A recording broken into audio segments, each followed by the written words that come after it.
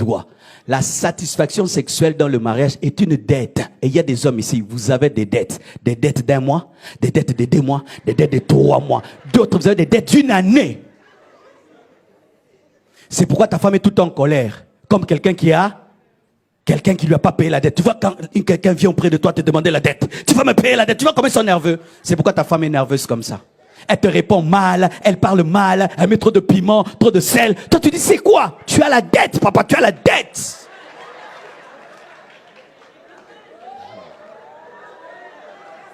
Donnez-moi la main. Souvent nous les hommes, nous parlons. Comment ça? Mais les femmes, surtout en Afrique, en Europe, elles parlent. Mais en Afrique, surtout à l'église, une femme insatisfaite a peur de dire à son mari, je ne suis pas satisfaite. Et beaucoup meurent dans leur cœur. Et beaucoup même feignent l'orgasme, font semblant de connaître l'orgasme. Et quand le mari lui dit, c'était comment? Ah, oh, c'était bien. Mais dans ce cas,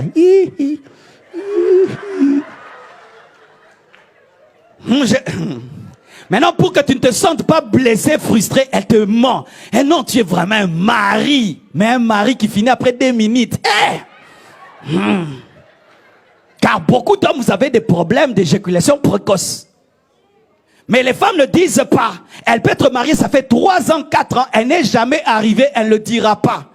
C'est pourquoi l'église, les pasteurs, nous parlons trop aux femmes, nous ne parlons pas beaucoup aux hommes de ces choses-là.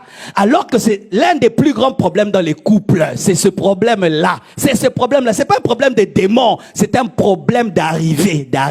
Tu prends le bus, hein, tu n'arrives pas, le pneu est crevé. Plus d'essence, hein, tu n'arrives pas à l'arrêt. Mais tu as payé. Tu t'imagines dans quelle situation tu te retrouves?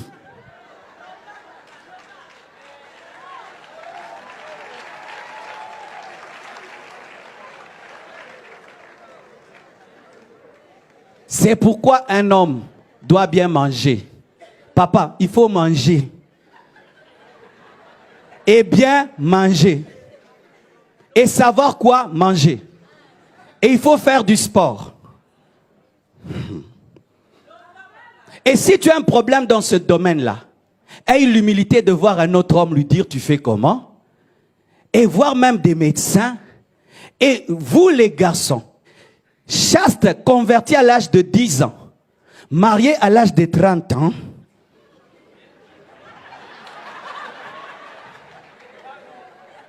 vous devez avoir l'humilité d'aller voir des papas de l'église et leur dire, je vais me marier, je sais prier, je peux gêner. Mais là-bas, vraiment, c'est comme conduire un avion. Et on t'enseigne. Mais le problème, nous avons tellement de honte dans ce niveau-là. Et nous bénissons beaucoup de mariages ici. Mais ces jeunes ne reviennent pas nous dire, surtout les filles, ne reviennent pas nous dire ce qui s'est passé ce jour-là. Elles ne reviennent pas. Et on leur téléphone. C'était comment? C'était bien. Mais dans le cœur, une est venue me dire, pasteur, j'attendais, mais j'ai même pas décollé.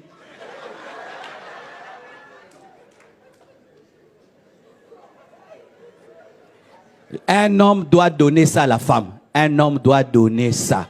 Si tu ne donnes pas ça, tu as une dette. Plus qu'une dette d'1 million de dollars.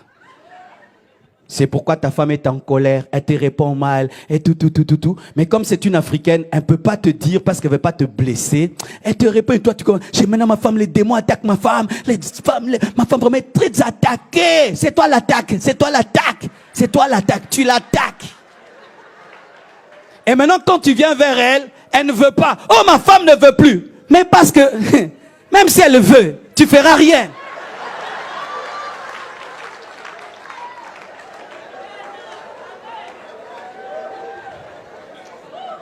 Alléluia les papas.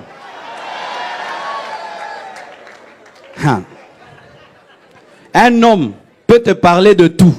De son business qui ne marche pas. Il peut te parler de tout. Des affaires qui ne marchent pas. Mais venir te dire qu'il n'arrive pas à être un homme avec sa femme. Ah, les hommes ne le font pas. Et les hommes dans leur orgueil, ils meurent en secret. Ils meurent en secret.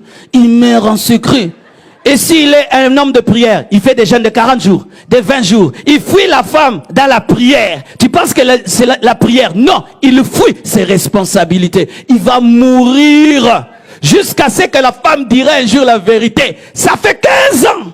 15 ans qu'il n'y a rien eu. Oh, je suis pasteur. Ça fait 21 ans. Je sais ce que je dis. Je sais ce que je touche. C'est pourquoi, mon frère, si tu es célibataire, tu sens que tu n'es pas normal, ne te marie pas. Va d'abord être soigné. Parce que l'homme, même s'il n'est pas marié, il sait s'il est vivant ou mort. Comme nous, en Christ, il n'y a pas dans les fiançailles, on ne vérifie pas. Les païens vérifient. Amen. Hein? Une fille païenne va vérifier. Mais nos sœurs en Christ ne peuvent pas vérifier. Et beaucoup d'hommes dans l'église, vous savez que vous êtes impuissants, mais vous vous mariez quand même. C'est de la méchanceté. Et vous comptez sur la virginité de la fille. Comme vous ferez rien et nous ne faisons rien en Christ, vous cachez ce grand secret et c'est dans le mariage que la femme découvre. Et puis, mais toi tu étais comme ça. Mais tu m'avais jamais demandé. Ça, il fallait que je te demande.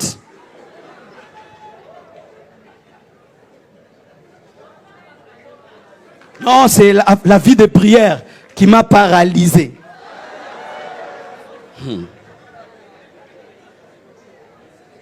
Jésus donne la joie à l'Église.